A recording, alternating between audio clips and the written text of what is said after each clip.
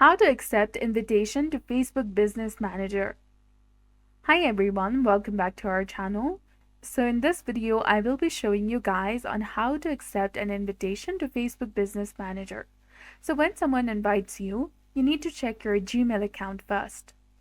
The invitation is usually in the social tab, which is beside the promotions. Tap on it. Once you click on that tab, you should see an invitation to join. Click on that invitation. You will see a link. Click on View Invitation, which is highlighted in blue color. And this will open a new tab where you will need to log in using your Facebook or Instagram account. So I'll be choosing to continue with my Facebook.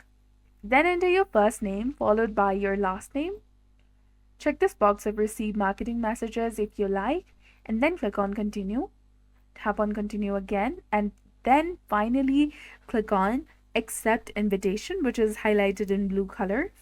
And once you do that, you will also need to enter the correct form of your password of your Facebook account, and you'll be done. So this was all about it. I hope you found this video helpful. If you did, don't forget to like, comment, share, and subscribe to our channel for more amazing tips and tutorials.